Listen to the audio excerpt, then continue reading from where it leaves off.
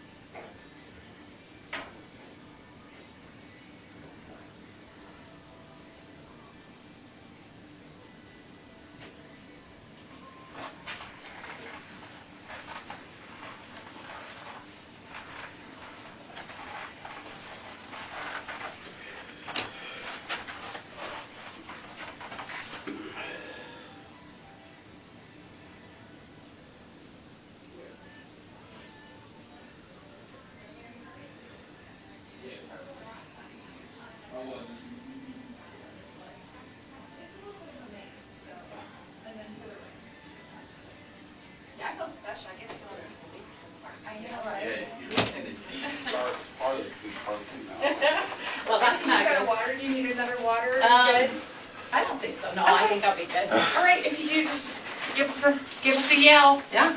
We'll yell. Hey, hey. How are you? Good to see you. I'm good. Good. Is Duncan going to be around? Duncan's just on another case right now, so Oh. if he finishes up, I will Yeah, let tell you him know to that come you in. asked. Yeah, I like him. He's fun. He's Okay. fun. He's a He's a jokester. good guy. Yes, he was. I get to work with him every day. Oh, good for you. Except we never wear socks. Odd. So Does he not have sweaty feet? No. He wears those little tiny, what are they Well, called? booty They're not anklets. Like this? Like the no-shows. Oh, the no-shows. Yeah. Now, see, those creep down to me. Yeah. And then they go under and they make your feet uncomfortable. What's weird about it is when he sits down, while his pants go up, you see his shoes and there's like that much because he's so tall, long-legged. Nothing. No socks. So we always tease him about, man, are you wearing socks today? It's almost girly-like because girls Yeah. have more ankle Or, shoes. or did you cut the little ball off the back of your socks? I bet you guys are fun. Oh, How are you? I'm Been good. a long time. No, I'm good. I'm Oh. married now. That's what I understand. Good. Awesome, congrats. And we still are married, according to a gossip that's out there that we're separated. That's the gossip. You know, I may have saw that somewhere. And I'm like, who comes up with this Caught stuff? me by surprise a little bit. And I was like, they got the gossip. You know what I heard? I don't follow me. I don't look up any information about what people say about me. Don't want to know. Don't care. Anyway, but somebody told me, did you know that you and David were married on 12/12? That's 12 times 12 is 144. Like the 144,000. I went. Oh my God. I was like, I never ever put that together. And then it was Alex's death. Didn't even know it was his death. Didn't even know. Because I didn't On memorize the the 12th of day. December? That's what they said. And I was like, Yeah, he did that. I'm glad that they know more than I know about myself. And I was It's like, crazy. It's crazy. people, yeah. you guys are like, Melanie, there's why like- do you spend your life looking at another person and gossiping about them? That is so bad. Some people, and really with this case, that are so involved with it, is like, it seems like it's just consumed their lives. It's consuming. It's And addiction. they're always posting, they're always looking, always coming with these little things. Oh, it's so gross. I don't know what else they're saying, and I don't want to know. So I always tell people, don't tell me. Don't want to know what they're saying. Just leave me alone. So I don't know too much more. Isn't that great? So, David's still up there in Utah? Yeah, and he said that if you wanted to, he was going to come down and help me with some moving. I decided, no, I'm keeping my stuff in storage for another month. Okay. So he says if you need him, I could call him. He's standing by. I don't think we need to talk to him. Yeah, he said, I'll do what I can, but I don't really think I'm that useful. But he is a little bit. He's useful. He is useful because he's another witness. Yeah, he's useful. He's useful. And a pretty good guy, I think. But there may be an opportunity we may have to sit down and have a chat with him, kind of like we're just trying to button things up a little bit. Good. Cross T's, dot I's, and then prepare for what's possibly coming here in the near future.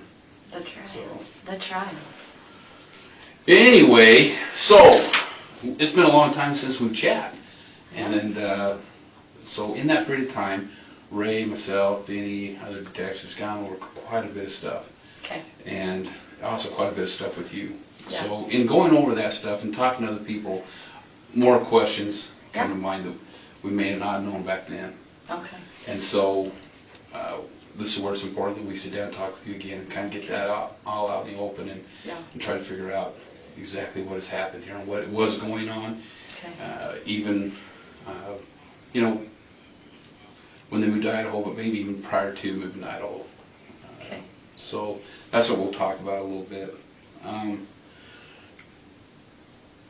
Melanie, one of our main objectives here is we are trying to block off any type of avenues here that somebody's saying we may not have checked out. Okay. Okay. So in doing that, some of these questions popped up, and I want you to be honest with me. And I don't have any reason. I'm always going to be I don't have any 100% reason honest with you. to believe that you haven't. Okay. But what I do want you, anything that we talk about that you don't think is important, ask us. What I don't want to happen here is Melanie to think, well, you know what? And I don't know if that's happening. I hope not, but something that you might be holding back on us thinking, well, I'm not sure if I really want them to know that. Okay. Unless they ask me a direct question about it. Okay. We don't want to have to be pulling Yeah. information out of you. Okay. Just be able to open book and tell us. Absolutely. And it'll make this a whole lot faster. Yeah. So, last time we talked to you, we didn't really hit this portion up very hard, but I want to talk to you a little bit about these castings. Uh-huh. Is that what you referred to them as, or are you new to them? Yeah, I think so. What else were they referred to as? It's been a while since I thought about it, so I can describe how it came about and what it sounded like, if that helps, because I don't really know what else to call it than that. Okay. Does that make sense? Yeah. So the idea of casting out is to help evil spirits leave the body, right? That's the whole premise from Christ. Well, I've never heard of it being, okay, so I know that let's go back Christ to Christ. casting out demons, and Yeah. I understand that. That's the premise, that's all. That's all it is. I mean, that's what the idea is to get, if there is an evil spirit in you, then you ask in the name of Christ that evil spirit leave. That's what it's about. Okay. So sometimes in my mind, I'm having a little trouble trying to picture this. Okay. But like, if I look at this, I'm like, such and such has a evil spirit in them. Yeah. I'm not sure I would call a group together to have a prayer and a casting. Yeah. Or if I would just, in my own personal prayer, say, Lord, will you help this person out? Right. I don't agree with it.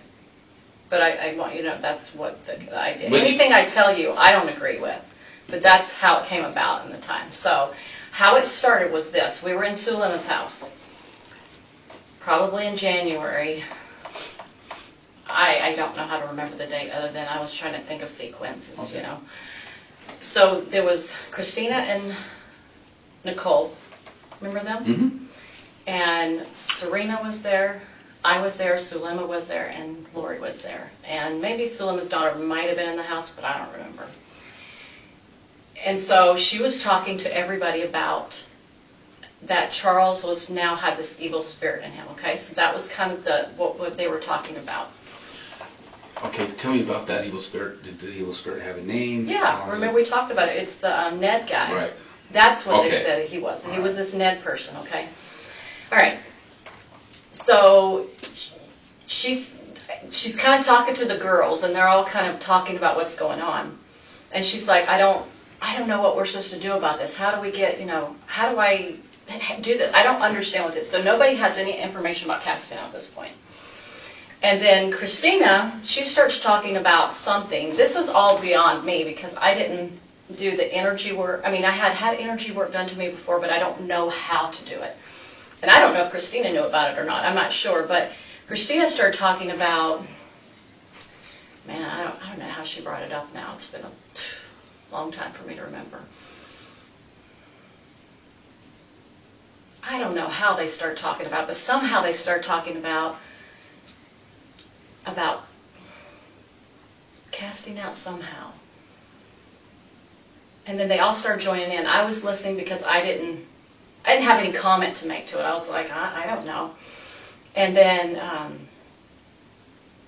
they were trying to figure out, she was trying to help solve the problem. Like, if this Ned is in him, how do we get him out? Or, I don't even know if that was the right word at the time, get him out. But Can I stop real quick? yeah.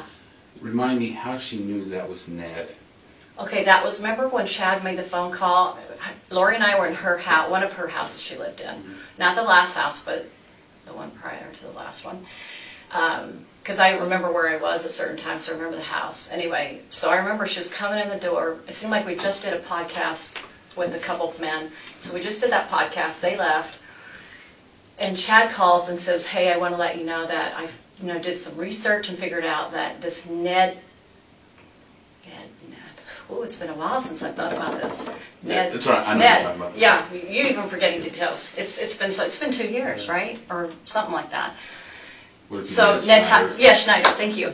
And Ned Schneider is in him, and she was taken back a little bit because it was a new concept for her. She didn't know about that this could happen. So this was introduced from Chad. Absolutely 100% sure of that. Okay. So then she was ruminating over that idea for a while. They were talking. How are you 100% sure of that? That was introduced by Chad to her. Because I'm watching them talk on the phone, and after that conversation, she shares with me, this is what Chad just shared with me. All right. And so she didn't look like she made it up because she had never talked that way before. She never said anything like, hey, there's an evil spirit, and that never occurred to her. So when she first told me, I could tell she was like trying to absorb it. It looked like it was new for her. And so so that's where it came from. And so I'm sure they had a lot of conversations, which I wasn't privy to. So then when she came together in January with all these girls, she was talking about this problem she had about this Ned person now coming in. And she said that her reasoning for that was that Satan was breaking eternal law, and that he could now do this, like he had some kind of power to do this. And so now these evil spirits were able to get into these bodies. So if we use you as an example, Ron is no longer Ron, he's, Phil. And Phil comes in and he is right. Now, I'm really dealing with Phil. I'm not really dealing with Ron anymore. Because Ron's gone. Ron's gone. He went to the spirit world or whatever, someplace, right? And so, anyway, as we talked around the girl, they were trying to figure out, well, how do we do this? How do we get this spirit out? So they sat there and talked about it. And a lot of the wording that they used, which I can't recall all of it, but it had to do with features that they learned from energy work. Different weapons and different stones or different things that they had learned through a spiritual means, talking about, hey, and they came up with this stuff. I did not come up with it because I didn't even know what to say about any of it. Did they come up with it, or did Lori assign them something? No, at first they talked about it as a group. They were like, well, what can we do? And it seemed like Christina started bringing it out first, actually. She's the one that, and I'm trying to remember the words, but I can't really remember what she said. I just remember I remember her sitting down with her one day and go, what can we do to help you, Lori? She was sincere, and I was thinking, I have no idea. Like I don't know what that looks like. And so anyway, they started talking and getting different ideas, and And so she was told she was told that she had this priesthood power. Now that Moroni gave it to her in the temple, she suddenly had this priesthood power. Right. That women were now getting it, because you know that they don't have it in church, right? Do you find that odd? Yeah, everything's odd. But at the same time, because I was on this, so I had listened to some podcasts she had learned. So it wasn't super odd for a person that had listened to Julie Rowe or Mike Stroud, because they were talking about how to, now if you go back and listen to those two, she doesn't come up with this stuff herself. This has been coming up by other people, okay? Well, right, and I know that the big picture, it's all a little weird, but when you hear, because, you know, you're LDS, yeah. When you hear something as in Moroni appeared to her in the temple and gave her priesthood powers, what did you think about that? Well, let me back up to when I first met her to help you understand how I got involved with her. You know, Jason Mau's the one that introduced me to her. He met her in the temple and said, hey, there's like-minded people that are spiritual, da-da-da. Here's Melly's information. So she meets me and she hears me talking a little bit because I'm doing something for a steak event. It was really normal and good, and, you know, it had to do with, you know, like natural preparedness kind of things. You know, something that we all can learn and enjoy. Anyway, afterwards, she's in the back with Melanie. And then I came out, and then she came out, and Melanie was still in there because there was other classes going on. And she was just so excited to meet me. And she was like, you know, she's talking about people she knew, like Mike Stroud, or not knew, but knew of from podcasts, and Julie Rowe, and her change of heart. And I said, well, I've been changed to Christ, and my experience is a normal experience that somebody would have, but she was like mirroring me, and I thought, I was like, I think she's mirroring me, because I didn't know that then. I didn't know her, so I would have no way of knowing. But anyway, she was like, oh, I've been changed by Christ, and I said, well, I have too. And it wasn't a more significant way than maybe what I experienced at church. It was a beautiful experience that I had. And so, but there was nothing odd about it. It was just beautiful, you know? And so she said that she had the same, and she was super excited. And then she said, well, I said, you must have been through a really, you know, a lot of challenges in your life to be able to have these experiences. She goes, well, she says, I've had some special experiences with the Lord in the temple. And she might have said Moroni at the time, too. She might have. I can't remember if that was the next time I saw her or not. And I was like, wow, what have you been through? And she's like, well, you know, my kid was raped by their father, and who would have known that probably is a lie. But anyway, she was bringing this story about all her trials, and they sounded genuine to me. I did not think she would. I don't think people are manipulating. That's one of my weaknesses. I don't manipulate. I don't know how to. So I was so foreign to it that I was like, oh, she can't be lying to me. She sounds just like me, as far as my testimony of Christ. Now, not all the crazy stuff, but just that normal kind of sisterly bond that you would have with somebody in church. So then she tells me, well, because we had listened to Mike Stroud, and he talked about 144,000 and about how people are going to be called to help be instruments in God's hands of bringing people together, like the lost tribes and different things in the last days. And so she says, well, I've had these experiences, and I know that I'm part of the 144,000. The Lord sealed me his in the temple kind of thing. And I didn't necessarily disbelieve it. It wasn't a new thought for me, because I had listened to different podcasters talk about some of their experiences, and I didn't think that they were lying either, because they sounded like it matched Mormon doctrine. All of it did. Because I'd read the scriptures a lot, and I thought, well, you know, I know about these things, but somebody's actually having them. And so, but, you know, people can have real experiences, but somebody can take that and act like that as their own. Sure. And I think that's what she did, is she took some information that could or couldn't have been true. I don't know if the guy had it or if he was deceived. I don't know that personally. But anyway, she learned a lot about, and Julie Rowe, they talked about casting out. They talked about when evil spirits, you put your arm to the square, you cast out, you use, and then talked about love is your most powerful weapon, and different weapons. He would say different weapons. I don't know if he described them, but he just talked about love as the most powerful weapon we can use against the adversary. So I don't know, maybe she took that, and then she took Julie Rowe's freaked out stuff, which she's whacked, but she was heavily into the energy work, and a lot of these things were like coming through, all these weapons and different things and evil spirits around you. So I remember one time she told me, when she was in Hawaii, before I ever met her, so this was when she was living there, she recalled a moment. She goes, I remember, Melanie, I woke up, an angel woke me up, and said, you need to email Julie Rowe and tell her that she's a true servant. And I was thinking, wow, well, maybe Julie, because I didn't think Lori was lying to me. I thought she was really enlightened. And anyway, she believed in this. And anyway, she said she finally figured, she said, I can't even email, or I don't do Facebook. She's like, I just finally read the back of her book, had the email on it, and just said, you are a servant, and that's it. And she just said, Lori. And that's all she said. She sent off and went back to bed. So I was thinking, wow. Okay. And so, so when her and I met that day, she's like, I know that Moroni, she must have told me about Moroni, or he was a savior. I know that he's called me to be part of that 144,000 to help other women. I'm to gather other women, something like that, and help them be part of the gathering kind of thing, okay? So her and I go to the temple. We go to the Phoenix temple because I remember the Gilbert temple was closed. So we're going in there. This is, if you're LDS, you're going to be surprised by this. This is where the deception really began. I go into the temple, and I'm going in the dressing room. We're getting our white clothes on. And she is in the dressing stall. I come out and I stand behind. They have an arch window in the Phoenix Temple, right in the women's room. And I'm standing there, and all of a sudden I get this like heat all over my head, and I'm like, "What's that?" So I said, "Lori." And she comes out. I said, "Feel my head." And she goes, "Oh, it's happening." And I was like, "Yeah, it's really hot on top of." I didn't have a fever. Nowhere else on my body was hot. And it wasn't because the sun was coming through. It was really like this heat. And it lasted for, I don't know, like a minute or two. Mm. And she's like, wow, it's happening. I'm thinking, wow, that's pretty awesome.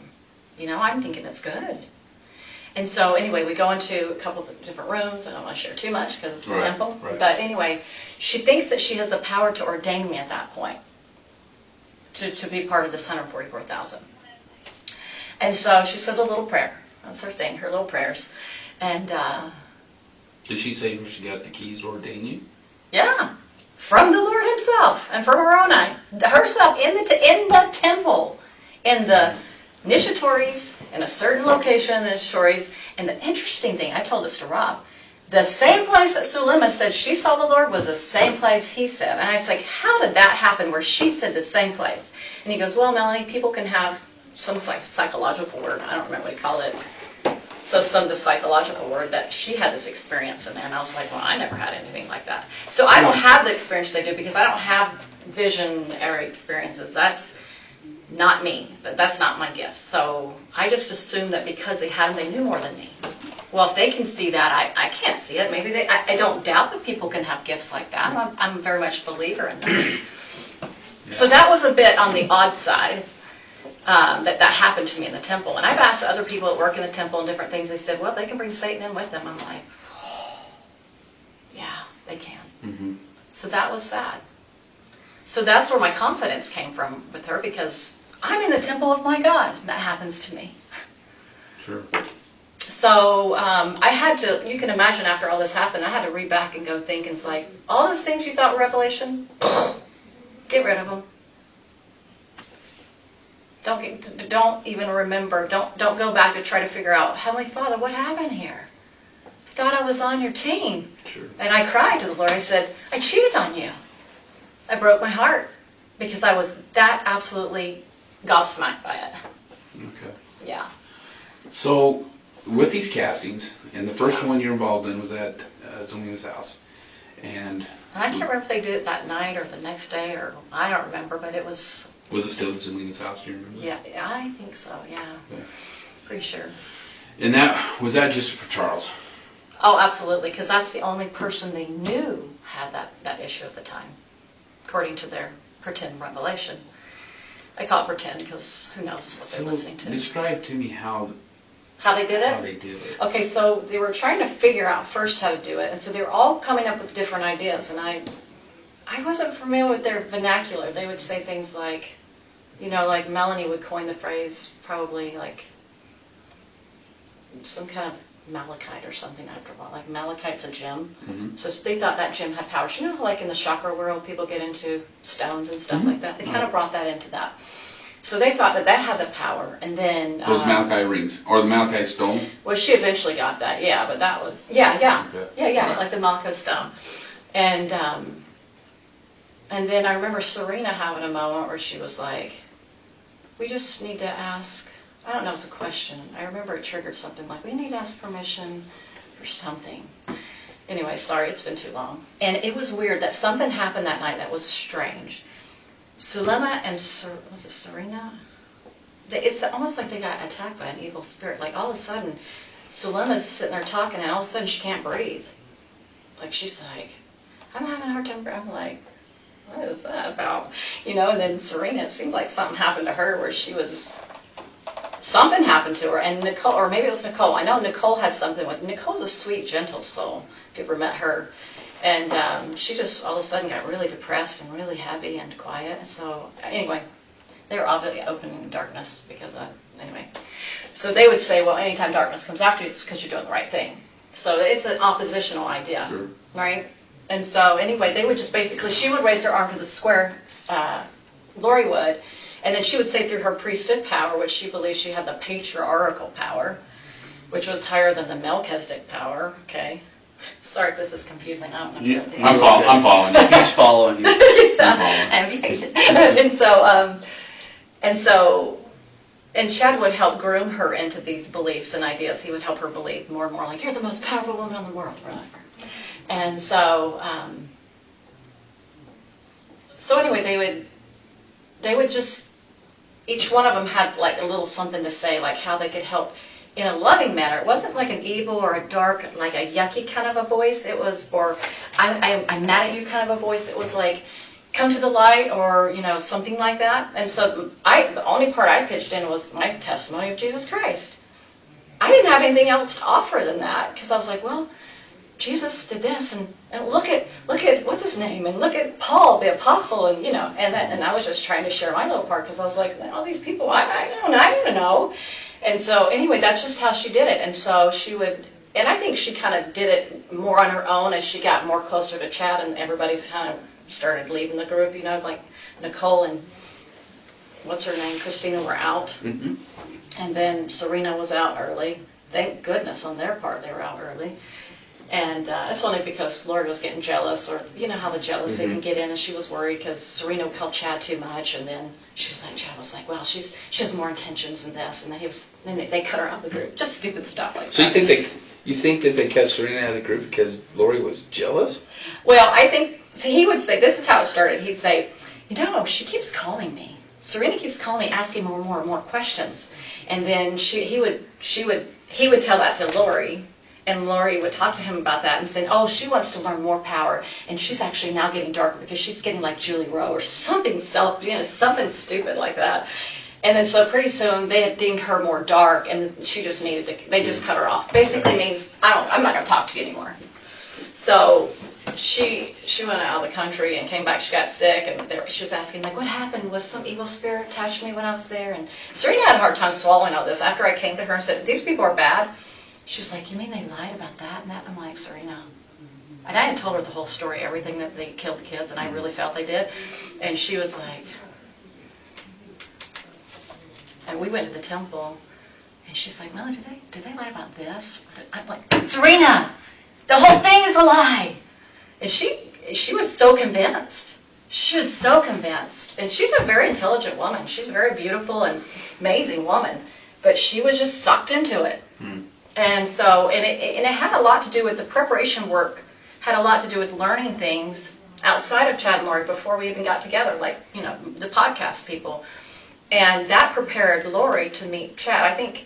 I remember hearing that recording about her sister saying something like to Rob in that little room that they got in trouble, you know, obviously didn't get in trouble, but, you know, tried to get in trouble with the defendants. And she was saying, I think that her podcast, she named who the podcast people were, but I choose not to use the names of people on the internet openly. Right. But she said, I believe she learned those teachings from this podcaster, and then when she met Chad, and it was an easy, oh yeah, I'm already prepared kind of thing. So that first day that they met, she was already prepared for Chad because of these podcasts that she'd been listening, which actually kind of got, you know, went from Chad to this, you know, Julie. So they kind of were connected a lot more ahead. They worked together quite a bit, and that's where he learned a lot of his energy work from. I believe that's because I don't know that he knew about it until Julie Rowe, because Julie Rowe's the one that brought this whole emotion code and energy work and all that. She's the one that really opened that up. And then he switched from being with that one lady, Suzanne Freeman, and then he dumped her. I call it dump because he just kind of moved from one person to the other. And then he went to Julie Rowe, and then he dumped Julie Rowe, and then he went to Lori. So he kind of kept doing this. Probably for money, you know, he's really into his books, so he wanted to make money, and I've learned that he made a lot of money off Julie books. I recently learned that, but from a good source. But so this is what the castings really were about, is to invite the spirits to leave, or with their so-called power or their, you know, things that they would bring. I never thought this was like a huge deal. I mean, I talked a little bit about it before. All I said too is like we did prayer, you know, she did prayers to help cast or something. I don't know how I said it, but to me, it has no effect. There was no power in what she did, so it had nothing to do with anything because it was all by Satan. Or if it, now, when Julie Clement got involved, I remember one night we were at Lori's, the last house she was in before Charles died. I think he was still alive.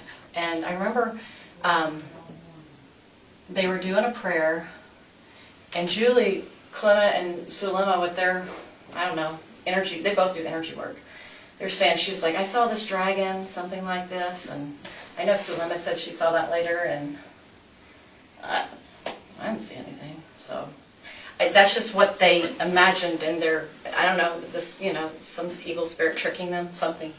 How many castings do you think that you were involved in? Gosh, I don't know. I'd have to make a guess because I wouldn't know. What would you guess? Maybe 10? Maybe. I'm not sure. And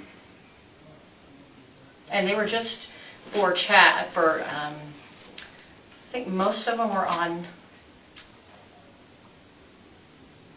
Charles, and not the kids. And Tammy, I mean, I know they probably did. I don't know what they did with the kids. I don't have any idea on that part. They probably, I'm not sure on Tammy. Maybe? Let me ask you about Tammy then. Yeah. Was Chad there, or was it just Lori? Well, they did, there was one, I can't remember who it was though. Sometimes these things, I don't remember all of it, because sometimes I was often detached from a lot of it because I was involved in my own personal life. So I necessarily not was, you know. And I know I'm asking a lot for try to reach back and grab. Yeah, so we were in a circle, we were holding hands, and Charles had passed away, so it had to have been somebody else because Charles was dead. And Sulema, she started talking about that. She was into, you know, moving the earth and the earthquakes and all that. You probably know that. She thought she had the power to do that. And I remember Chad and Lori said something, and I don't know if anybody else said anything. So who was it? So Chad was there in the circle. Oh, yeah. Lori was there. Yep. And I think Melanie and Alex, Sulema, me and David. David doesn't remember any of it. You can ask him. He's blocked it, dude. He was so blocked. He can't remember it. And this was after Charles died. This was right after he died when we had that little meeting. Remember how I said we got together one time in Charles's house? So that would be like July probably. Yes. Yeah. But he died July 11th. 11th. 7. I always try to remember 7/11. Okay. So, yeah. You recall how soon after that was? Weeks. Within weeks. Do you think it's still in July? David had to have been in town. That's the only way I can track it. But this casting was for what reason? To continue to help the spirits that are in the bodies to talk them out of leaving their bodies. Okay. What bodies? I think it could have been Tammy. It might have been Brandon, maybe. That's the only two I could think of. That would be the only two I could think of, because if they said anything about that, I have no memory of that. So no memory. And definitely, well, because not JJ, definitely, because JJ wasn't deemed a zombie until September, right? Okay. So they would definitely not have done it about JJ. So probably Tammy and Brandon, because they said Brandon was definitely at this high level, dark. I don't want you, I appreciate you saying it was probably either one of these two or maybe both, but I need you to remember who was who was trying to be casted. If it was both, fine, but if it was just one. I know it's. Think about it. I can't even remember what Chad Lori said. Okay. I remember she always used her priesthood power, and then she was like, "Go ahead, take it over, Zulema." I remember that. All right. So, were you? Because Zulema remembers. Yes. Some things. Some things. Okay. Refresh my memory when you were up here in Idaho. September. You dated in September. Mm-hmm. Was there a casting done at Lori's house? Not that I can recall. I've tried to remember, like, did we have any casting? Not that I recall. Or did you have how about a prayer? Where you guys got together and just had a prayer or anything like that? Well, normal prayers, like on a flute or something, Right. possibly like that. I don't recall. Okay. I mean, I could say maybe, but I don't remember. So as far as the castings, none of them took place in Idaho that you were present at? Not that I can recall. Okay. I'm doing my best to remember, I know. but it's horrifying to think about it, but I don't know. Okay. So the ones you may have been involved in were the ones here in Arizona, and that would have been at Lori's house, Yeah. Zulima's house. Mm-hmm. Where else? I remember when she was in Charles's house, in the one in Houston, or was it Houston or no, the other city? I always forget what city it was. Remember she lived in Florida Texas? and Texas. Mm-hmm. Remember that? I remember she was. I can't remember if I was. It seemed like she was on the phone with Chad. I remember her talking about Charles because he was in the house. She was really. That's right. She was really into. She was really into Charles's. She kept saying, "Oh, he's getting broken down. He's getting broken down. He's getting weaker. He's getting weaker. We're just We're doing things to help, get him weaker, get his, spirit out of his body, kind of a thing." They were like working on him. I remember that a lot. So let me ask you this: were there any castings that you weren't present? You were just on the phone with them. So there was in the beginning. There was a phone call. That's right. Good. Thank you for reminding me. Serena, Zulema. At one point, Melanie joined in, Melanie and Nicole, again, or Melanie Boudreau. Oh, wait. Sorry, I remembered one. Let me just stick to that one for right now. I'm sorry. That's all right. All over the place. This is not enjoyable for me. It's all right. This sucks. We'll get through it.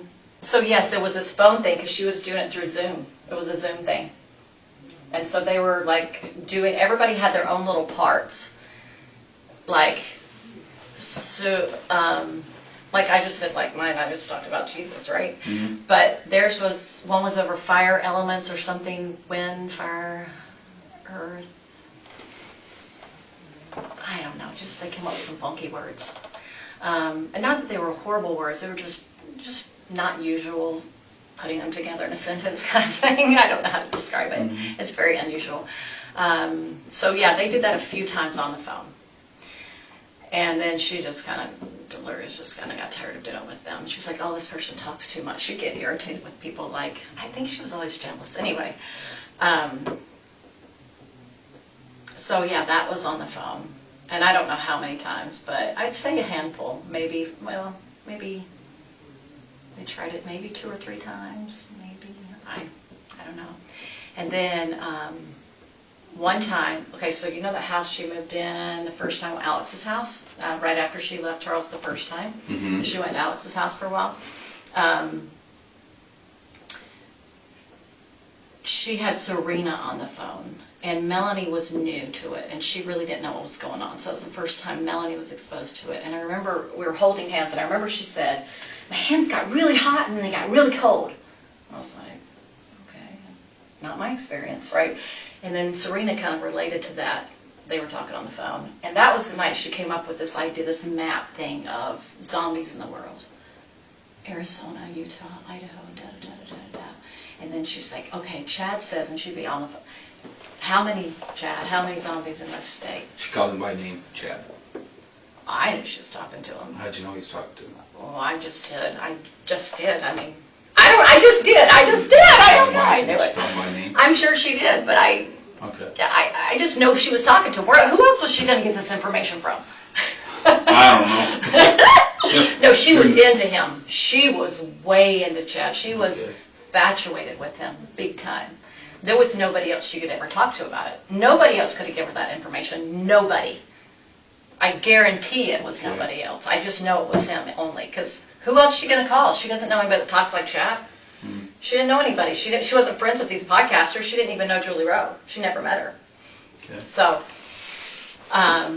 anyway, and I could have maybe possibly heard his voice if she had a speaker sometime. I'm sure that happened at times. So I knew it was them talking. And she was on the phone a lot, in the car a lot. She was talking to him, and I just knew she was talking to him. And so, anyway, he would say, okay, there's, I don't know, grab a number, 100 in this state, something in this state, and then throughout the whole world. And so he got these people, or these entities are in other people's bodies. So her idea was, it was for her to get rid of the zombies.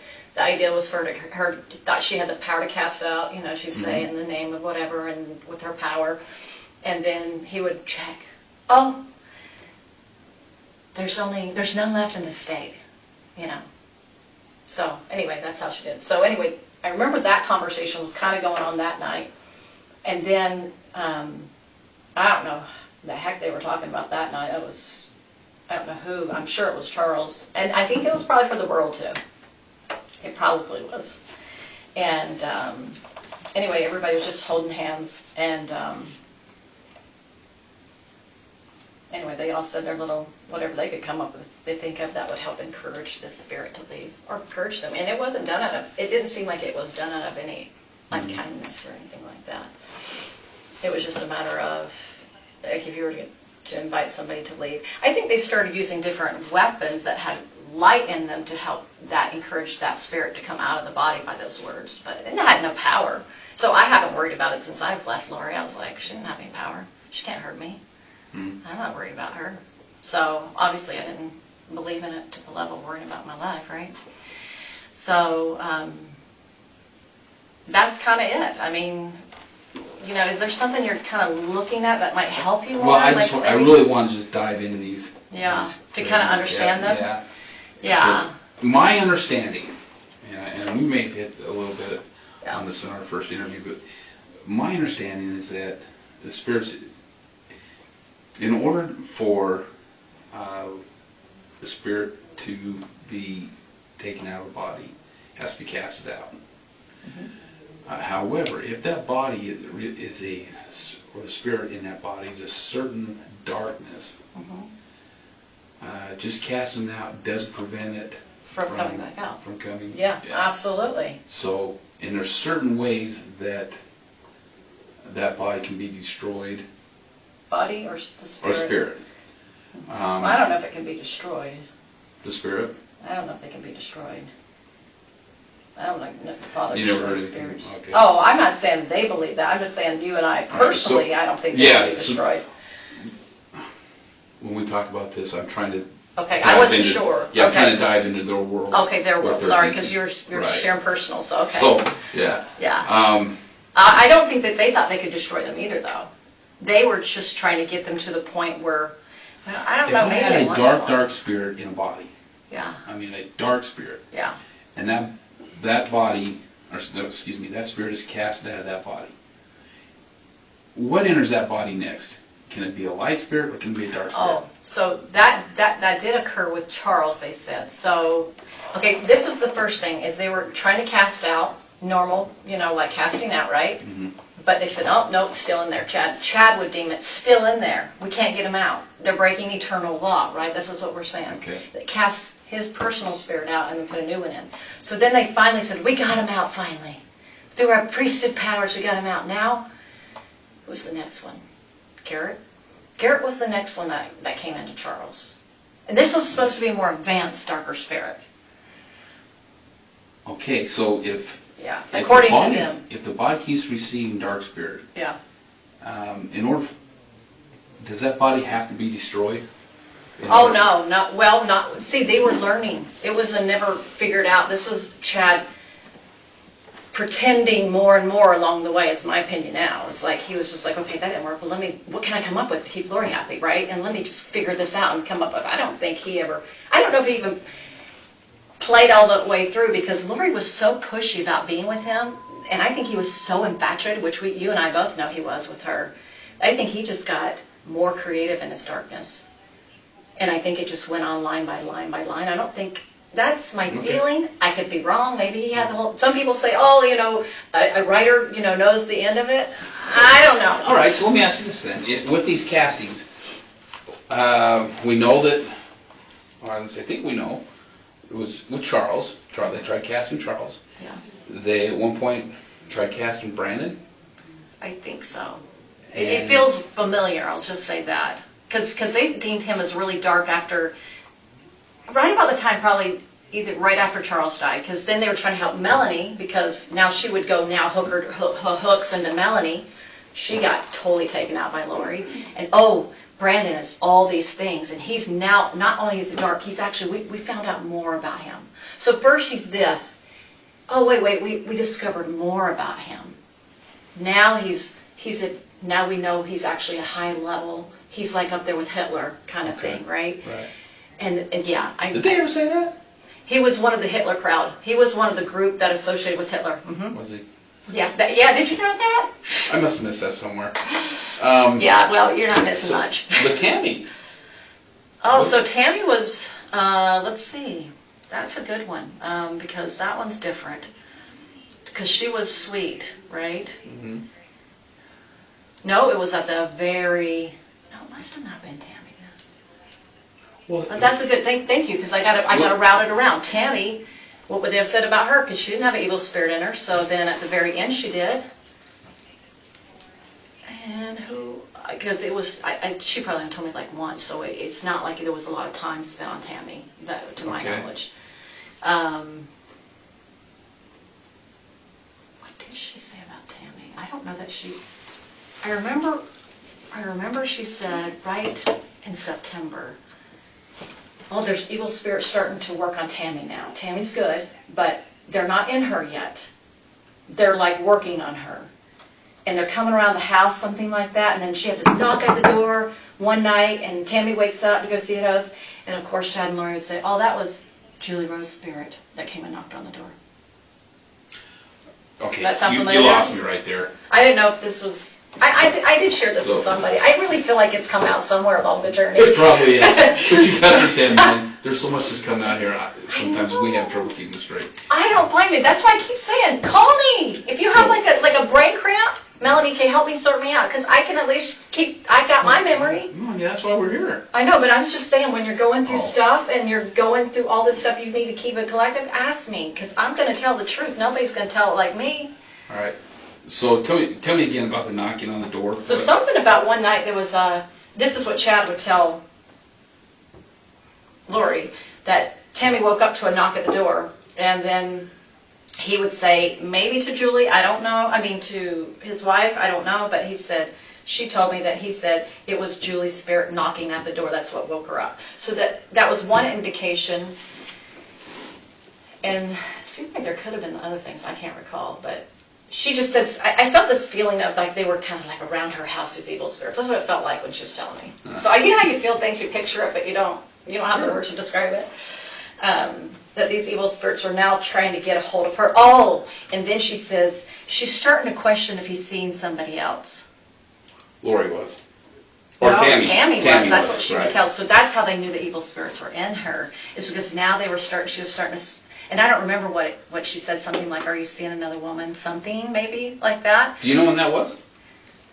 Yeah, that was that time we went, September, that weekend I was up there. She would tell me that while I was in her apartment. Lori told you that. Yeah, and that was when she was telling that JJ. I think we did know that. Yeah, everything I can remember, I tried my best to, as fresh as I could.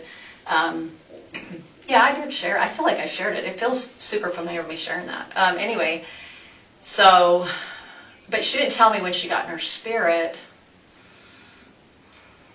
I think after she died. So I didn't know, and I don't know that she ever said who was. She was trying to describe it, but I don't even remember what she said. Can I interject really quick? Yeah. Let's go back to the castings, because we're kind of getting just sidetracked just a little bit. Okay. So back to the castings. You participated in about 10 of them, and then some over the phone, roughly. Something like that. They were mostly on Charles, if I can remember, if not all of them. There might have been a few that weren't, but it felt like they were, if not all, Charles. And Lori would start it, and you would go around the room. She'll always You'd go around the room, and each person would say something. have something to say. Describe to me, let's say we're in the casting, what would you say? I would say, so they would always refer to the evil spirit. So if it was Ned, they'd say... Call by name. And I can't remember if I said Ned's name or not. I don't know. But anyway, I just say, Jesus Christ is your Savior. Come to Him and remember that you can always repent and come to Him. So it was my testimony of the repentance and the power of the Savior. That was what I'd say. So I'd say, just like I'd refer to Paul the Apostle, that he went through a hard time and he came to the Lord and he was able to be forgiven. And that you can come to the light side. It was all done with love. To me, I felt the love when I said it. I wasn't doing it in a way that I was angry or upset or any negative. Like, I like Charles, so it wasn't like I was against anybody. So you would say that? And then somebody else would, and then they would move on to the next person. Okay. And so a person would say, oh gosh. So what was your gift that brought you into that circle? What was your gift? Because each person in the circle had a gift. Nobody right? really had a gift until they stepped. It seems like they had a gift all of a sudden when they stepped into the circle. Does that make sense? Like, there was no gift outside of it, except for Sulema. Sulema seemed to be the one that had the gift of moving the earth, because she seemed to the visionary stuff she could see. So she was the only one that I knew of that had that kind of gift. Do you remember Lori giving anybody assignments? Okay, you be water, you be fire. Yeah, a little bit as she started to learn it more. But that probably backed off after a while because she stopped. Like I said, she got rid of some people in the group. So then it kind of just branched off to her and Lori would do a lot of it on their own in the temple. And I'd come and see them in the temple later. I was like, hey, what's going on? And she's like, oh, we just were talking about how to, do this and da-da-da-da. Zulema and Lori? What? Who? Lori and who? Zulema. So they'd be in the temple doing it sometimes. And they would just do it like they'd sit beside each other and just hold hands or something like that. Like, nobody could really tell what they're doing. And they would talk about, I'd see them talking and then they would just close their eyes and then think that they could do something like leave their bodies, And I've heard people do weird stuff like that. Like, it happens to people. I don't know. I've never had those experiences. But anyway, so somebody would do something about water and I can't remember the words. They were so different. Sorry, I'm trying. Crystals or whatever, and I'm trying to remember Nicole and Christina. Like, what would they have said? That's okay. I don't really remember. So you guys go around the circle. Each person says their part, right? Yeah. And then it comes back to Lori. Most likely. Mm-hmm. And how does Lori close it? Like, how do you guys get done with the casting? She would invite the spirit to come out of the body, and I think a few times, if I remember now. It's so long since I thought about this. Sulema, they would try to, is the right word, seal it up or something like that? Seal it? Like sealing a blessing? Like a sealing, yeah. Like try to seal it where they could, that light energy that was going into them that would cause that evil spirit go, okay, I'm going to leave now. So they were trying to invite it to leave now. And, she just talked to, I think at the end she would just try to seal that up and try to think she had the power to talk it out of leaving the body. And that's something you believed in at the time? I kind of believed in it. I didn't 100%. It's hard to 100% believe in anything that's not true. So at the time I thought, well, I don't know if this is effective or not, but it seems that's the direction she's going because she doesn't know what to do about this evil spirit in the body. I don't know if it's working or not because she's saying one time it's here and then I said, Chad, all the body left. So when the first entity first left, Ned, it got really weird after that actually. She called Chad, she's like, did we get the body, we had a prayer, did we get the spirit out? Because he would be the one that deemed it and he'd say, yes, it left. And then, well, where is it? And then, what is his body dead? Because they thought maybe his body would drop dead, which never happened. So she thought that Charles was dead. okay? Yeah, thank you. It takes a while to remember all this stuff because there's so many details. And I'm just visualizing as much as I can. So I remember then she said that something like Brandon was involved. It was so dumb.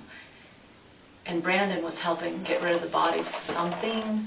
But anyway, we find out. Then he said, so he kept changing things, the story all the time. And then he would say, oh no, that's not really what, because, you know, she obviously found out Charles was alive. Oh, that's not what happened. It was Brandon's father's body that died, or something stupid like that. He would always try to put it off, like find an excuse why it didn't work. So when, you know, that first time she said that Charles was going to get in the car accident and die, that January, because I remember it was right around my birthday, and then, because it was right after Christmas, and then I said, well, why didn't he die? And then Charles's excuse, which is always Julie Rose's excuse that I heard, was, oh, because of agency, it didn't happen. You know, these people didn't meet up with the right plan, and it didn't go according to plan, so it just failed it. So that would always be excuse for why things didn't go. He just would lead her along to one, and so they thought they were always discovering things, and the adversary was getting smarter and smarter, and they were just leading, and it just got stupider and stupider, the story did, and it just got more crazy, and, you know, sometimes I'd go, okay, whatever, and I just kind of blow it off. Well, no, let's back up. So Tylee was deemed dark back in July. She Did was you guys deemed ever dark at some point. Cast for Tylee. I do not recall that. Okay. But I know at some point she was called dark, and Who called that? well, probably Chad would tell her, because Chad was the one she would go to. And I remember I said this out loud to you guys, is she used to think she got a lot of revelation, but now that Chad's in her life, she just relies upon him more. So she kind of didn't think she had the power anymore, because he seemed to have more power than her. Do you know at that point in time if there was any tension between Lori and Tylee? There was always tension. Was there? When was there wasn't tension? I mean, it was from day one that I met her. You know, I walk in the room. I super good with teenagers. Love them. Hi. She's like, if we were each other, I was like, hi, and she didn't even want to look at me, and she was probably thinking one of her friends that she just totally dumps me on. Who knows? But she would never contact me. I did one time try to be affectionate and kind to her, and we were sitting at the table. We're going to California with her friend. And we're sitting at the little that wiener place. I forgot the name of it. Anyway, that fast food restaurant. You know the Wiener Schnitzel? Well, not that one. The Schlotzky's? Yes, I don't even know how to say it. We were there. She said it was one of her favorite places. I like food. Yeah.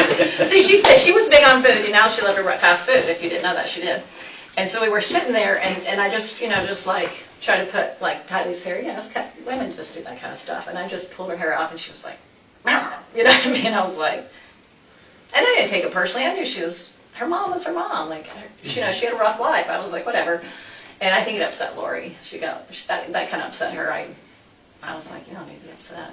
But anyway, so she didn't think she was dark at that time. That was another time. That was earlier on. And I know this stuff, bringing it up, can be kind of embarrassing to think that. Oh, yeah. I actually bought into some of that Absolutely, stuff. It is. But it's super important that if you did buy into it, you let us know.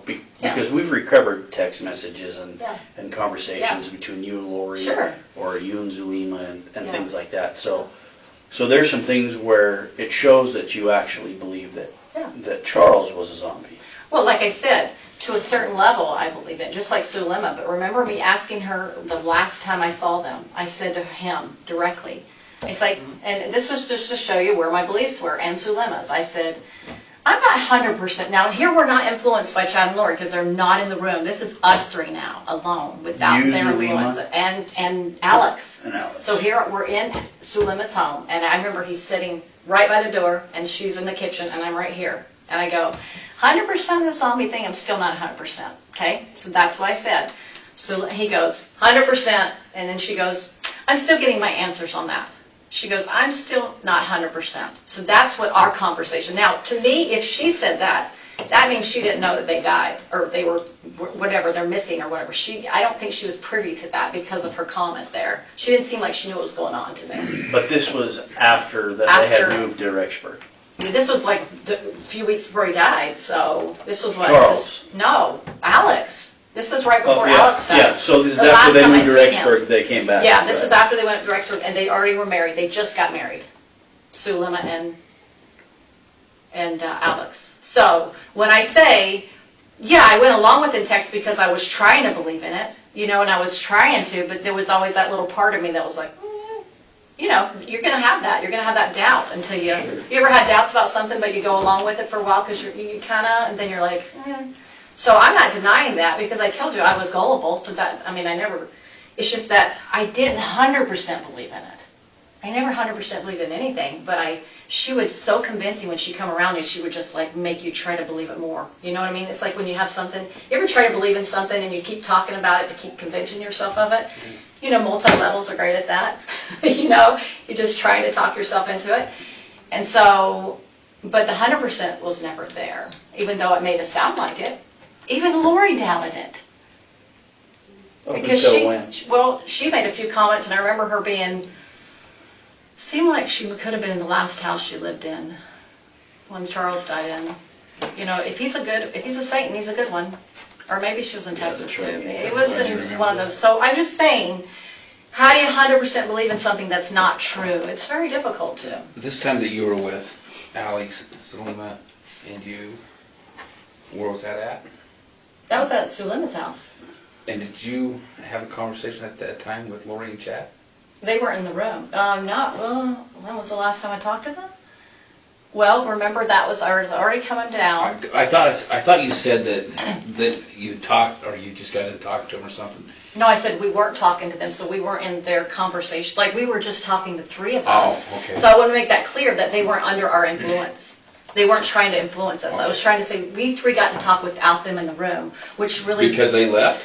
No, but they were wherever they were. Okay. I don't know where they were. And it wasn't that you hadn't been on earlier with any phone conversation or anything? The only phone call that I've shared with everybody, which is the truth, is when I was coming down from Utah. Remember, it was the Thanksgiving time. And remember I said I did the three-way call, and I called them to say, hey, let's say a prayer. I'm worried about them.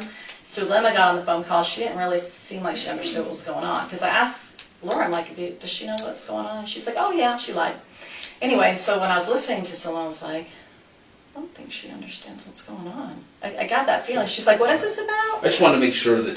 So that was the last conversation I had with her, okay. Was that conversation on the phone when I prayed, when I had a prayer. I was worried about, you know, they said the kids were being kidnapped. Yeah. Okay. Well, actually, I was in the car with David, so he heard it because we had it on the speaker thing. Right. And so anyway, so that was that conversation. And then it got busy for me. I was doing Thanksgiving. And then I went over to their house. And anyway, it was the last time I saw him. And he said, I 100% believe in it, Melanie. Alex. And so this is the thing, is I think because he 100% believed in it, he had to, because at this point he had probably killed the kids, is my guess. He probably did it. I don't know. I'm guessing. Maybe you guys are guessing too. But he 100% believed it. And she didn't 100% believe it. And then when I called her, when I realized, oh, holy cow, I called her. I tried to talk to her. She was not there yet. What do you mean by that? She just... I said to her, Sulema, and I don't remember the full conversation because I was in fire in my mind, like, holy cow, right? I am freaking out. But what I do remember is I said, there's something seriously wrong here. I said, the gut of my stomach says something seriously wrong here. And she goes, that's just dark. I said, no, there's a difference between gut and dark. This is gut. And I said, do you have a testimony of Chad and Lori? Do you have a testimony of that? What is your witness? And she goes, well, I have one of Chad. When he gave me a blessing, shortly after meeting him, I had more visions after that. And she goes, I'll get my witness about Lori. And I said, well, I don't know what I described, but I just described it, and I didn't believe who they were. And I said, I'm going to be going to the police. And I remember it seemed like I talked to her maybe twice, and probably the last. So I said, I'm going to the police. And I said, is Alex on? Can Alex hear me? And she goes, it's on speaker. I said, take it off speaker. Now here's the murderers down the street. Remember, they lived close to me. Remember, Sulema lived around the corner from me. And I'm thinking, got myself in a situation, he could come after me, right?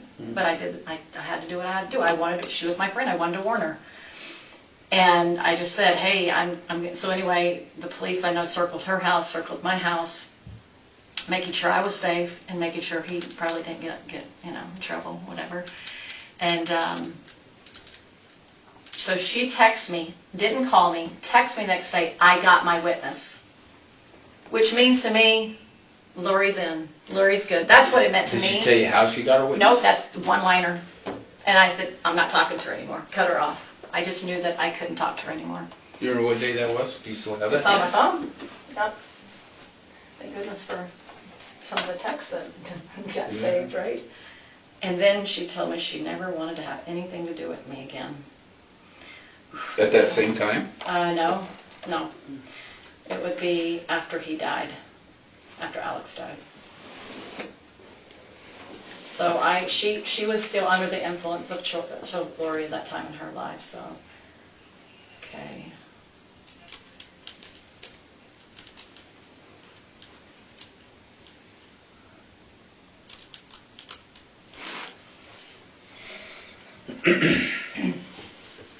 Just gonna step out of here.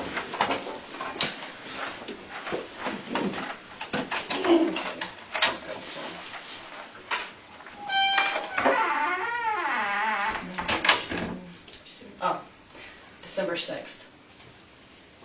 I received my witness today.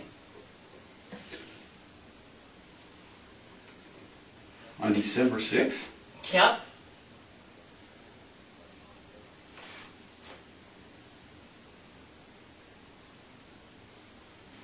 What is this? So I got $2,000 picked up from Melanie's piano, and she was out of town, so she said, can you collect the money for me? So I had this $2,000 cash, and she said, Mel asked us to get it for her, or can we pick it up?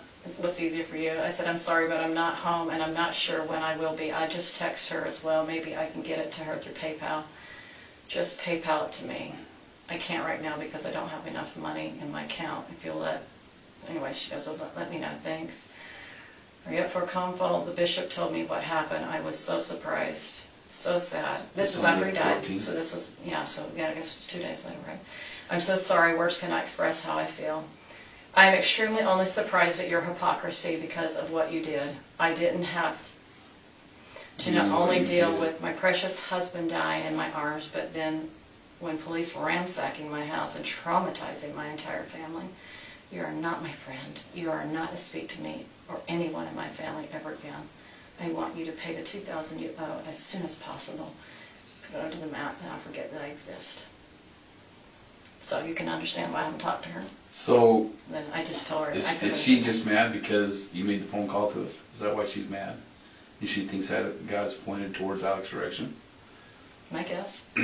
She knew I was going to the police. That day was December 16th. Yeah. So then I put the money under the mat and that was it. I didn't want to do PayPal because I hate using technology for that. So I made sure she wasn't around. And you haven't talked to her since? Have not talked to her, nor have I seen her. Wait, have I seen her? Yeah, I think I saw her a few times at the passing of the temple and she wouldn't talk to me. So, and then the temple got closed shortly after, so anyway, I haven't seen her since. Yeah, so sad. One of my friends, Kelly, she saw her at the temple after it happened, and she was like, oh, Kelly, my husband died. Can you see him? He's here with me. And she's like, I don't see anything. I don't see spirits. So she's going on about how he was her husband. I mean, she was deceived so much. So sad. It was very sad. Mm-hmm. She did not know how evil he was.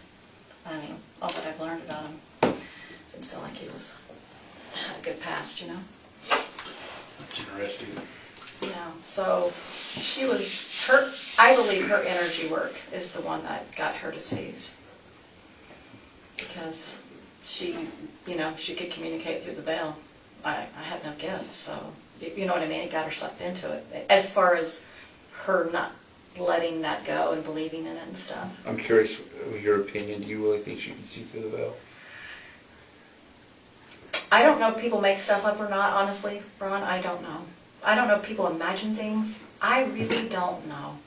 I do believe people can see things. I believe it's possible. But my feeling about them is I think they can conjure up ideas and thoughts. Like I would sit with Lori in the temple and we just hold hands because we just loved each other. And she said, oh, Heavenly Father and Mother came to me right here, Melanie. And they were talking to me. And I was like, I didn't think she was lying in the temple. I never thought she was making this stuff up. I was like, but on the eternal thing, I think that God wanted me to be a witness for all this. So, and that's a whole different discussion. But somebody needed to be a witness to all this craziness that would tell the truth. So there was a part of me that's very innocent because I don't think you're lying to me. I wouldn't make a very good police officer because I would think everybody was telling the truth that came in to see you. And then I've learned more about my life, and I'm looking back at my former spouse, I'm going, oh, things I couldn't see before.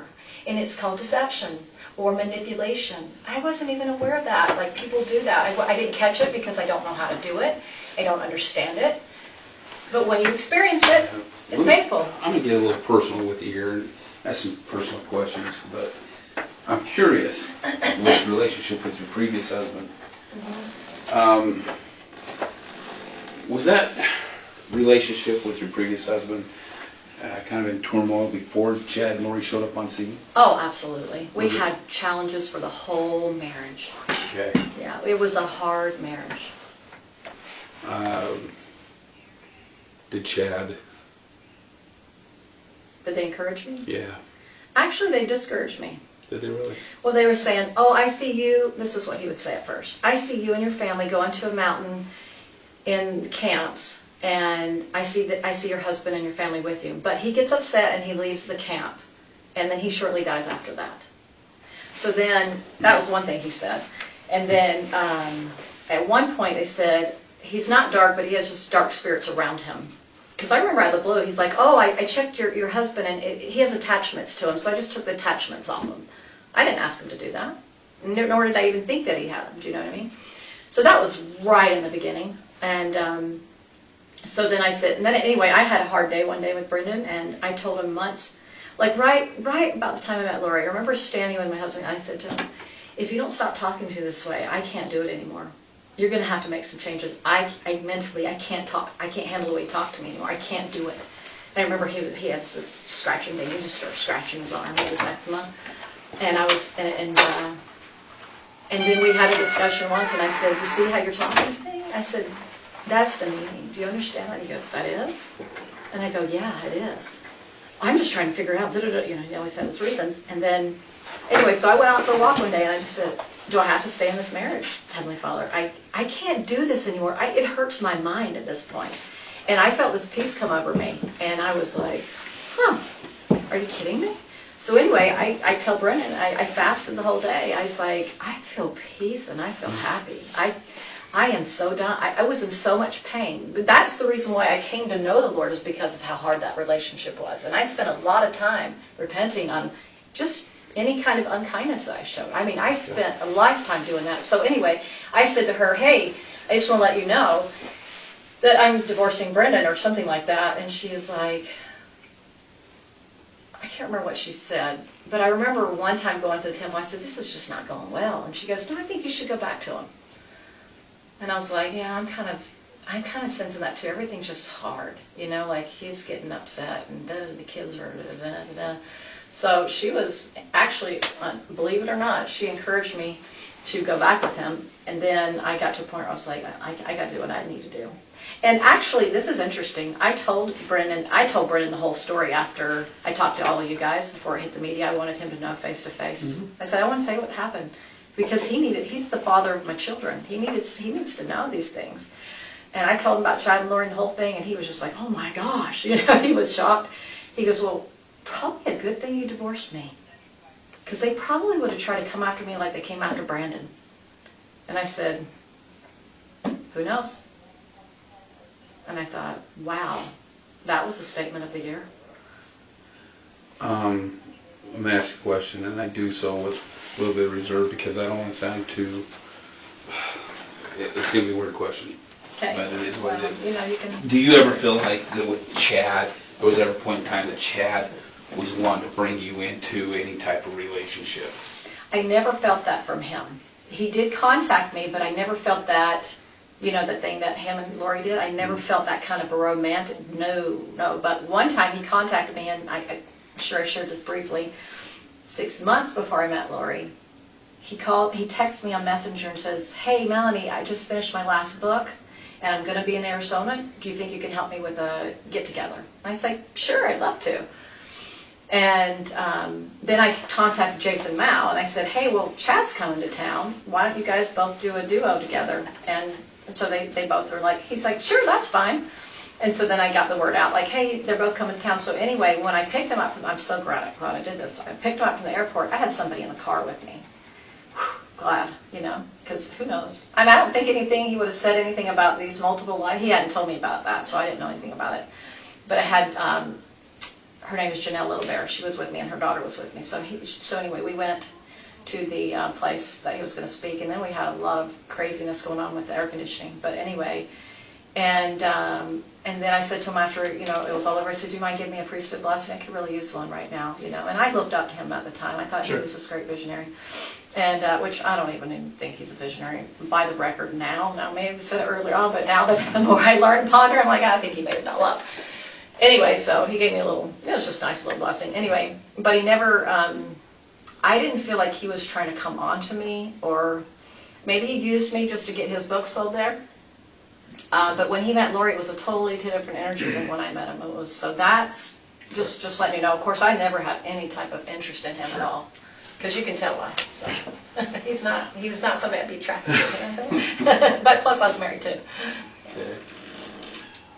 Sorry, it's loud. Let's talk a little bit about the night that you were at the apartment in Rexburg, the night that you believe that JJ came up missing. Yeah. If I recall right, you guys were doing a cast, and Alex had already taken a podcast. Yeah, I knew what you meant. And Alex had taken JJ, gone to his place, and a little later we know that then he brought JJ back. Yeah. And because I don't have any paperwork right in front of me,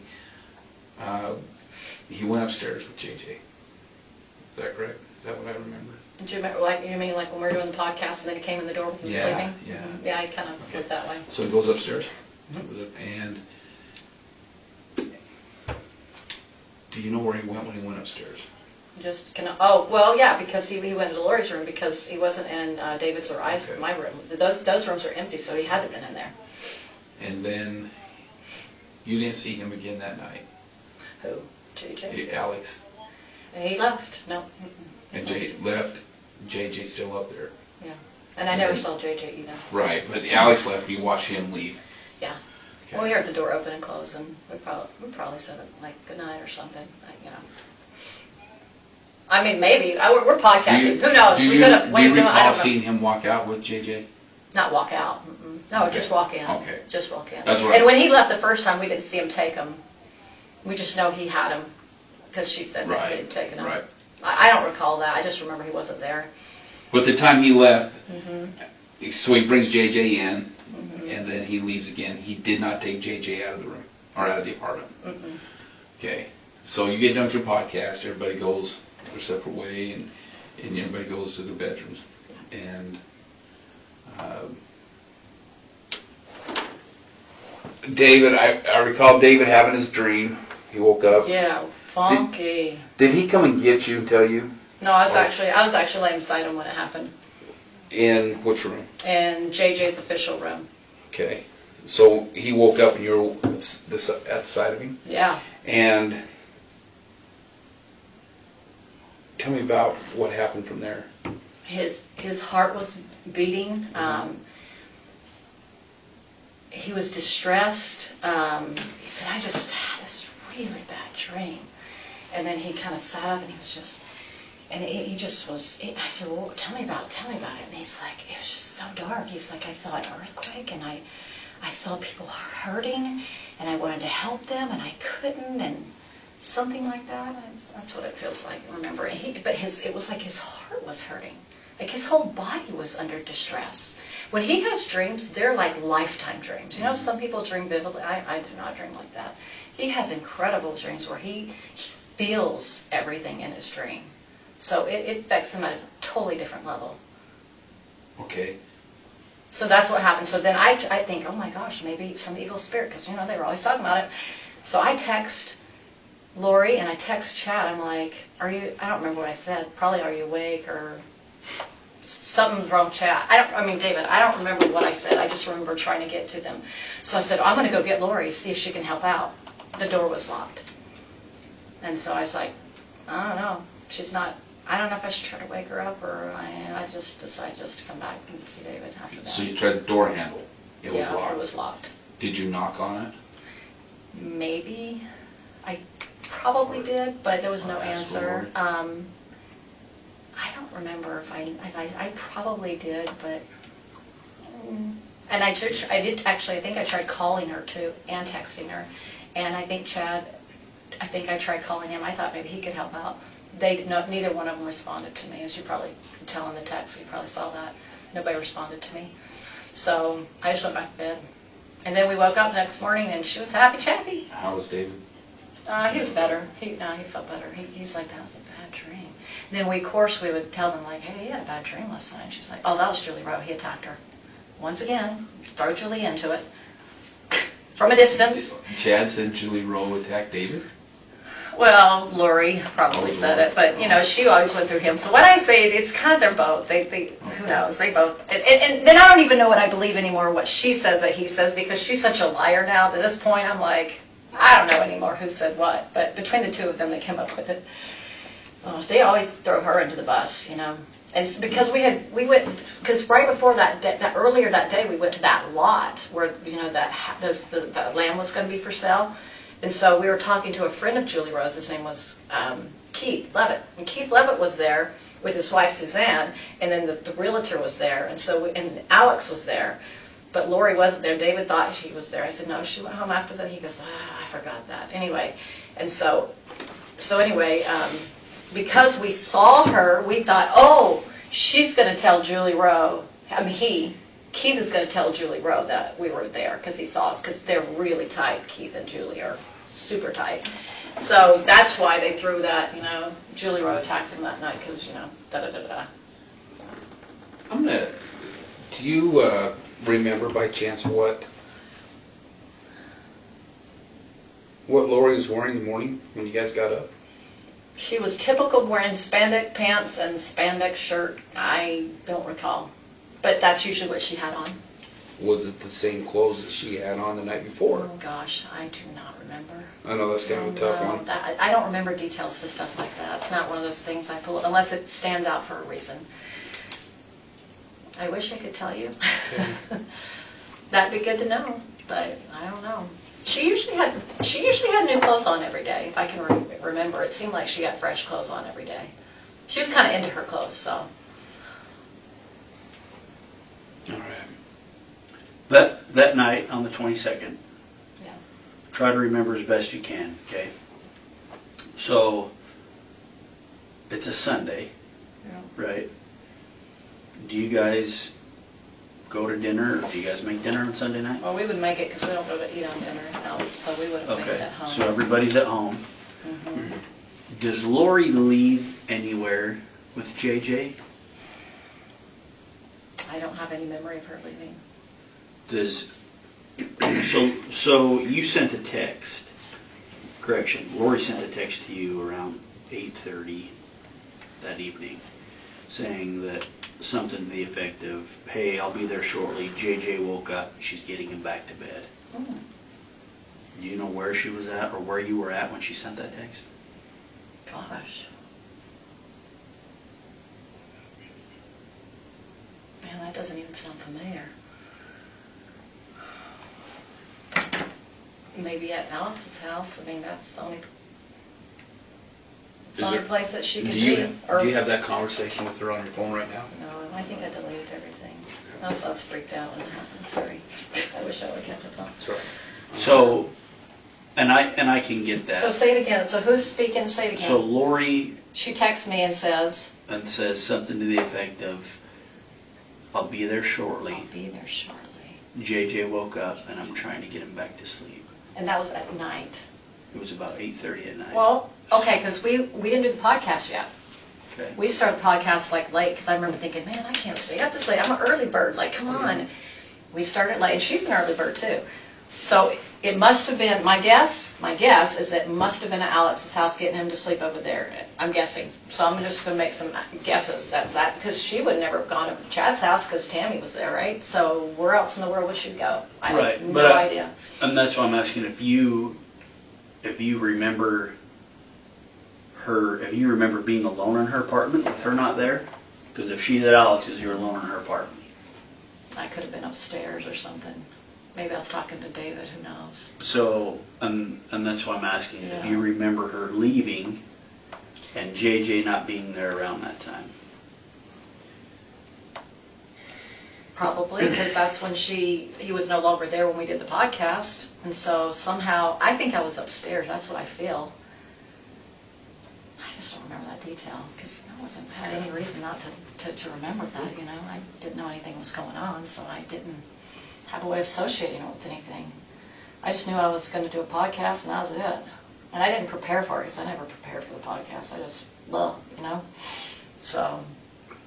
And that night when David was having his dream, and you sent the text to Chad,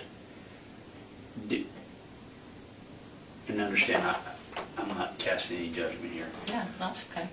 But were you and David sleeping in the same room, or that night we were. I think so. Yeah. Okay, so and which room? If you're walking down the hall, which room were you in? The right or the left? Well, it depends on which way you're walking down the hall. So if you're walking away from Lori's door, away from Lori's door towards the room. Towards the room. So David's. Well, he was assigned that room, and then the first night, you know, David wasn't there for a few nights, so I was in Tylee's room. So that was the room that I stayed in, and then he stayed. So yeah, left room, and it had the mattress on the floor. Okay, so that night you guys were in the left bedroom. Yes. Yeah. And the nights prior to that, you were in the right bedroom. Yeah, I was a couple. I don't know how many nights. I know at least I was like 1 or 2 nights in Tylee's room. I know that. I just. I gotta remember when he came there. Was it Friday or Saturday night he got there? Well, anyway. It'd been the first night that he got there. Which night was that? Do you remember? I don't, but you guys shared the same room the first night he showed up at the apartment. Probably. Because he was... I was there like a day or 2 before he was. Right. Because didn't I get on a Wednesday? I think a Wednesday and Thursday. So I would have been in the room Wednesday and Thursday in Tylee's room. Okay. And then I think he was there 2 nights. I think. So I think I was there for a total of 4 days, and then we left on the Monday. Friday, Saturday, Sunday. I know that was 5 days. Anyway, sorry, they blur. So anyway, I don't remember other than like something, I don't know what I said on the text. Probably something like, something's wrong with David, he had a dream, something, I don't know what I said, but something to the fact that something's wrong with him. I just thought, man, maybe somebody, evil spirit, that's all I could think of. That's all I could think of. Because I was like, why is he traumatized in this dream? It's pretty intense. Anyway, it was bad. And so after you went and knocked on Lori's door. I don't know if, I know I did this. Tried the handle. My guess is I probably knocked. But I just decided to come back. I was like, well, she's probably sleeping, so I'll just leave her alone. And then you guys... I hate waking people up. It's not my favorite, so. So what was your intent in going in there? To see if she could come and help with a blessing. Like if she had some, you know, it's like, hey, David's wrong, can you, you know, do a blessing? Help with that, because that's what she was into. So that was my intent. Because I thought maybe she would know what was going on, because she seemed to have all these, you know, experiences with the other side of the veil and Jesus all the time. Like I thought, well, man, maybe they can help out. Okay. Yeah. So, again, we're asking these questions because, you know, it may be something that the defense wants to hit on. Sure. I mean, you never know what they're going to want to talk to. Well, and I could see that angle. Just like, well, why were you contacting them in the middle of the night? Well, he had this weird experience. I don't know what else to say. And so when we talk about this stuff, it's it's for that purpose, right? Yeah. So that morning, when David talked to Lori, did he express any concerns to you about JJ's whereabouts? Did he express any concerns to David. me? Mhm. I don't recall him expressing concerns. On the drive home, did you guys talk or text Lori or chat? No, I mean, what would we have said about JJ? Just, I know that he questioned her, like, where is JJ? Let me see if he has a zombie in him. And he didn't believe it. I mean, I don't remember. Was he saying that kind of mock? Or was he really? No, I think he was genuine. Okay. Yeah, he's not a mocker. He's pretty genuine about these kind of things. I just don't remember that full conversation. And that's why I asked, because if he was concerned, right? Oh, JJ has right, a like he zombie was, in him. yeah. It would be, I would think that maybe you guys would maybe discuss that, if you could remember a discussion on the way home, because it was kind of a long drive, right? And then during that drive, there was 3 or 4 phone calls that you made to Lori Okay. during that drive, and do you remember what that conversation was? It's jogging my memory. Holy cow. I know it's a lot to remember. Well, you could have asked this like a long time ago. That would help. I Just, Well, and I don't even know if I would have remembered because it wasn't significant enough for me to remember. There's certain things I remember, and some things I'm like, don't remember that. It's possible we could have talked about it. I mean, it's highly possible. Do I remember? I don't remember the words. How do you remember how she was, her tone, her demeanor on the phone with you? Was she? I don't even remember the conversation. That's the hard part. I don't even remember talking to her. Would you guys, is it normal for you to call her 3 or 4 times in a day? That's not unusual. That's not unusual. There were periods of time where she talked to me more, and then she'd move, and she'd be maybe focused on Melanie. So if she was focused on somebody else, she wouldn't. But I was with David, so, didn't have as much when I was with David. So it went through, gaps here and there where I did and didn't. In the beginning, yeah. And then when she moved and stuff, it started getting a lot less. I don't remember the conversation. I'm sorry.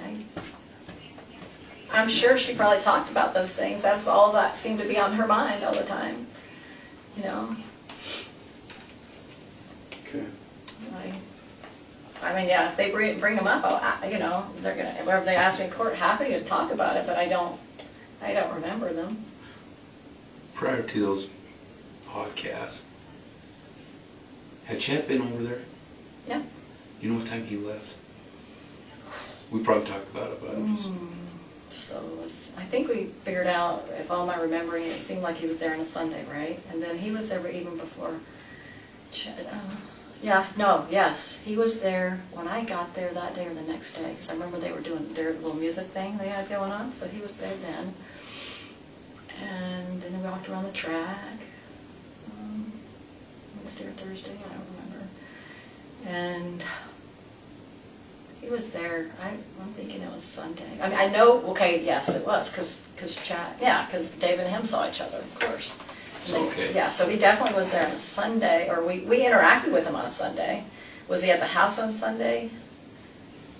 Anyway, he was at one point. I remember he was in the kitchen at one point, and I remember David was there. So I just remember they were both in the house at the same time. Do I remember exactly when it was? No. But he always seemed to like to go home because of his wife, so he didn't want to upset her. I had that feeling, something like that. So he probably didn't stay too late. And he was not there when we did the podcast. He was gone already. I bet you got a lot more information because of the text, so you guys know a little bit more about their whereabouts. They were always texting each other. But who knows? You know more than me. So, 23rd. I know you're trying to help So the find night of a the way 22nd. to pin them on a... Yeah. I know. I wish I could just remember more. So the 22nd would have been a Sunday. 22nd Sunday, yeah. Okay, and that's the night of the podcast. And that's the night that David got there? No, he got there, I think the day before. Or was it on a Saturday? Okay, It so... was either Friday night or Saturday night. But do you recall Chad being at the house? on the 22nd. That Sunday. I know it's a toughie. I'm going to say there's a high chance he was.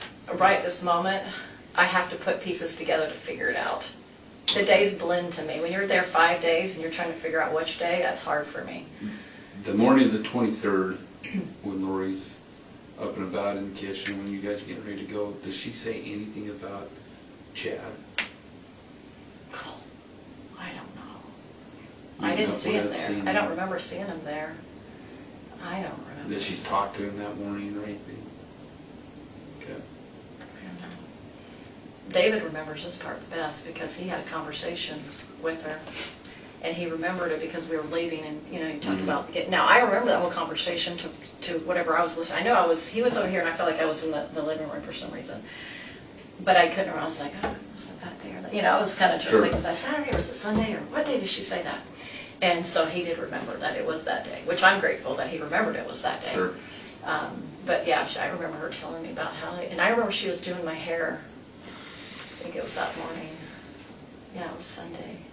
So it really helps if I can start remembering things associated with it. With Sunday? Yeah, she did my hair. She cut my hair in the bathroom downstairs. And she even colored it. She couldn't do upstairs, but it was enough room, so went downstairs. So we were in her bedroom. She we were cut in her your hair bedroom. downstairs? Yeah, I think. Or upstairs? No, downstairs. And then it seemed like we started off in her bedroom, doing my hair, and then she's like, let's just go downstairs, it's easier down there. I don't know why, I can't remember the reason, she just thought it was easy. Now she had all her stuff up there. So upstairs? Yeah, I mean that was all well, because there was hardly anything downstairs in that bathroom. There wasn't a lot down there, it was pretty empty. I remember, there was probably a few things in there, but not much. So it was small. So anyway, I was sitting there and I remember looking in the mirror, and I remember David was back there in the kitchen. I don't know, I mean he was somewhere in the house, obviously, and then I remember her doing my hair here. And or cutting it, and David didn't like my hair short, so anyway, it's a long story, but anyway, she's trying to trim it up. I remember it was like off a little bit, and there was pizza boxes or something, and JJ was trying to cut them something. I'm trying to remember what she would have made for breakfast, and she wasn't a cooker, she wasn't much of a cooker, but we had something. Melanie, let me ask you this. With multiple probations, Yeah. were you 100% believer in that? Probably sounded like I was, but there was always that question mark. Everything's a question mark for sure, but did I sound like I believed in it? Yeah, I tried to. I tried believing it at times. She'd tell me stuff like, no. And then sometimes I was like, I don't like this because I'm not. Well, I haven't lived very many lives. What was your spiritual name that she would use for you? Phoebe. Phoebe. I don't remember if she had another name for me. Man, the memory is. And then how were you related to her? How were you related to Lori? So she was Joseph Smith, but I forgot his name now, but one of his descendants, right? One of his great-great-great-great-grandfathers, so he was his great Joseph Smith. Anyway, her name was Mary Smith, and he was, whoever the other Smith man was, I forgot his name now. I used to know. And I was the oldest of all her kids, and I was Phoebe, and then the last one was Christina. She would have Christina, I think at the last, or the second to last, something like that. She had like 10. With the same father? Uh-huh. Yeah, so she only had one husband in that one, according to her. Now, I don't believe that now, just for the record. Right. I do not believe any of this stuff. So Lori was your mom? That's right. Okay. Yeah. Because there's times you call her mom and some Yeah, text messages. yeah. Did I 100% believe in it? Say like, I varied in the 90s at times, but I tried it like, is this really, I mean, they would obviously be like, is this really true? This is so far out here, I definitely questioned all of it, I mean. Well. But it sounded like I did, because I referred to it as I did. And that's the thing we want to address is, it's probably going to be something the defense hits on, right? Sure. I mean, based on all this stuff, reading the text messages and the conversations, it looks like you were probably closest to Lori more than anybody in that group, even probably more than Zulema. Yeah. And so, you know, be prepared. That's probably something that they're getting hit on. And there are some text messages where you call her mom, and you know, you talk about different things. Ned being, Charles being shorter because he's possessed. Different things like absolutely. that it does make it look like. And I can believe that you believed it, right? I mean, they're manipulative. And there's things that they said and people bought into. We just want to get ahead of all that stuff before it comes out in court, right? And that's my testimony is always going to be like it's going to sound like it. You know, if he said it's going to sound like it, according to text, I believed it, and yes, I did believe it to a certain level. But can you ever believe in something 100% that's not true? Well, I don't think any of us can. But that's my thing is, you believe it enough to sound like you believe in it.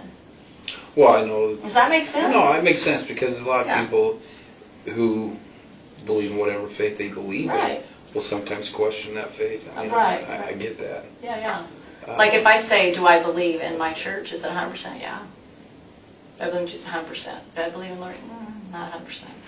But have there been times with your church that you're like, sure make it hard sometimes? Oh no, I always know it's his. I think there's a lot of people out there that are like that. They'll just go, no, don't always believe in everything. Sometimes I might be like, oh, I'm not sure about how I feel about vaccines and prophet doing it. Yeah, I have a little bit of that feeling. So, but I know that is my 100%. But I was never 100% with them. Even though I maybe acted like it, maybe I sounded like it. Well, understand they're going to look at it like this, and I'm just going to play devil's advocate, right? Go ahead. Real quick, are you done? Are you done? Yeah. Okay, so let's be done here. We need to talk to you about some other things. Okay. But I want, if we're going to be done. Oh, you mean this room? Yeah. Real quick, Phoebe. It was Phoebe, and what else? Did you say Christina? That wasn't me, but Christina was one of her daughters. Did I make that clear? I'm sorry. Christina. I was Phoebe, and Christina, the other Nicole and the Christina. Oh, the other gal, yeah. She was one of her daughters. Do you remember what her name was? If you asked me, I might remember, but if I can come off the top of my head, no.